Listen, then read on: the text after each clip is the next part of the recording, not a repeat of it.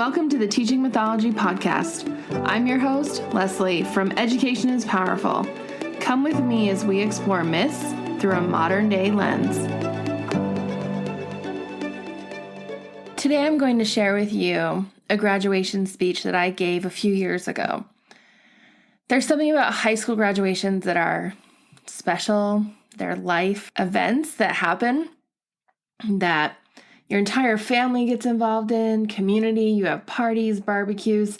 They're kind of like weddings. In fact, I was actually in charge of graduation for 3 years at one school, and I would tell students, graduation is like your wedding. It's a ceremony that's all about you, but it's really for your family. So buck up, wear the gown, walk down the aisle, grab your diploma, and do it for them. After I left that school, I actually moved to a different state, and 2 years later, the sophomore class that I had my last year asked me to come back and speak at their graduation. I was so honored. I mean, it's incredible to think that 2 years after you leave a school, that the students would want you to come back. So I'm going to share today the speech that I gave at graduation, and it's about the heroic journey, our journeys, and kind of the roles that we play. I hope you enjoy. I can't even begin to express how wonderful it was to be asked to come back and speak today. I was humbled and may have even cried a little bit. It meant so much to me because sometimes you never know as a teacher if you really make a difference in any of the lives of the students you teach. So my dear sophomores, thank you for asking me to come back. As a little bit of background, I currently teach mythology classes, so every day I get to study, teach, and talk about great heroes. What is interesting about studying heroes from countries around the world is that every hero goes through what Joseph Campbell called the heroic journey. And this is what I want to speak to you about today.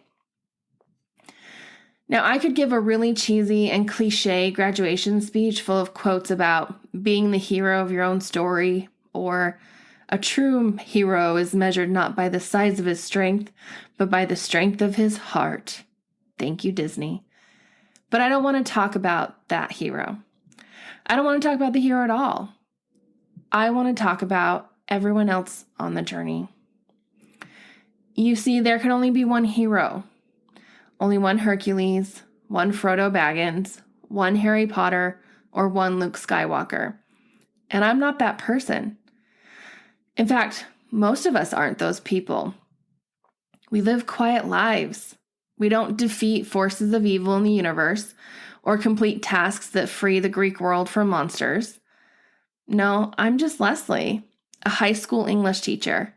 But that doesn't mean that the role I play in this world isn't significant or influential.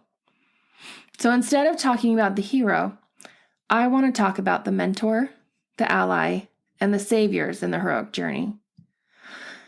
They have minor roles and are often forgotten, yet in my study of myths and the hero stories, I have decided over the years that these people play such important roles that they deserve to have a little time in the spotlight. Now I'm going to use examples from myths and pop culture, particularly Harry Potter. Please indulge me in my nerdiness for the next few minutes. First, every hero meets his mentor before the beginning of the journey. This mentor is described as a wise man who gives the hero tools needed to accomplish the journey.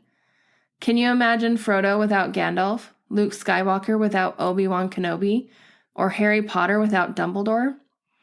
My dear graduates, look out into this audience. These have been your mentors.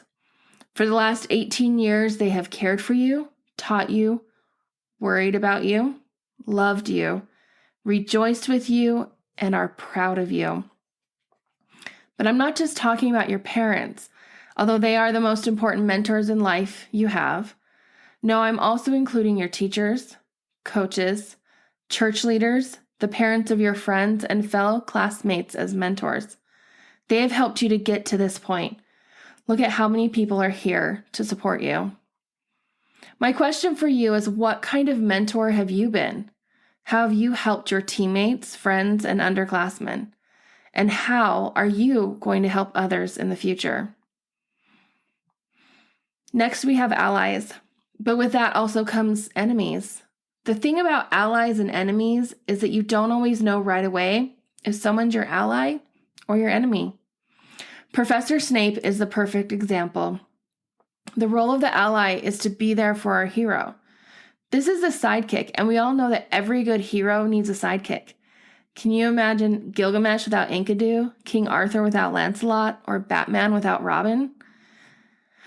There will be times in all of our lives where we will need a friend, a true friend, one who has our best interests in mind, one who is willing to step out of the spotlight and help the hero shine. It takes a humble person to do this. Even the greatest of the Greek heroes, Hercules, needed an ally. After Hera caused a violent madness to come upon Hercules, he did the unthinkable. He killed his wife and children. In the myth, Hercules is brought so low by this that he wants to kill himself. Theseus, another great hero, comes to Hercules as a friend and convinces him to not do this tragic act. He persuades Hercules to seek for forgiveness instead, and it is this search for forgiveness that leads Hercules to perform his 12 labors. So I ask, are you Hera or are you Theseus? Are you an enemy or an ally?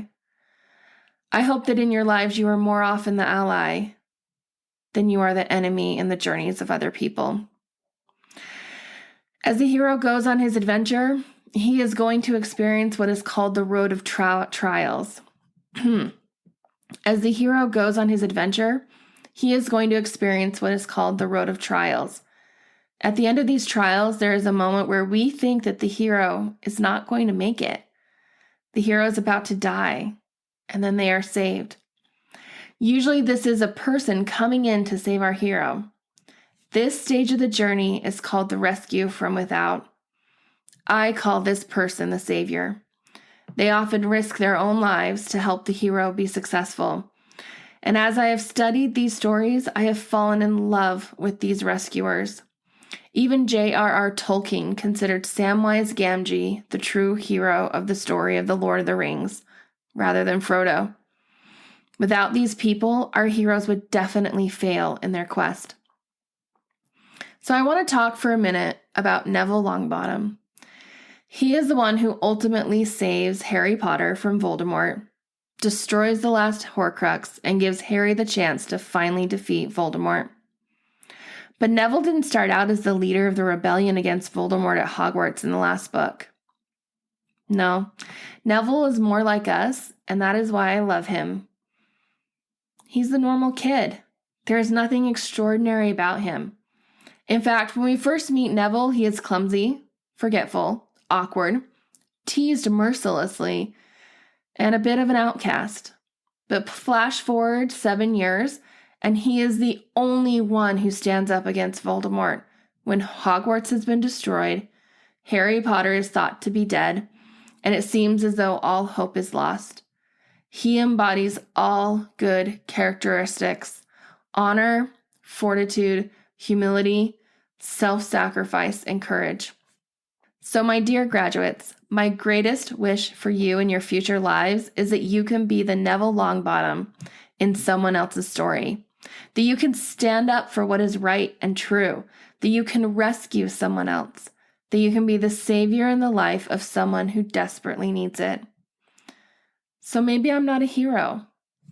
So maybe we all live relatively normal and uneventful lives, and that's okay. No, it's more than okay. It is a gift. Whether you have thousands of followers on Instagram or none, whether you travel across the world or spend your entire life right here in the town you grew up in, or whether you make $1 million or make just enough to support your family, you have more influence than you realize. I hope that in your life you can be allies to those around you, mentors to younger generations, and saviors to those in need. I know that you are exceptional people, not because of test scores, championships, or talents.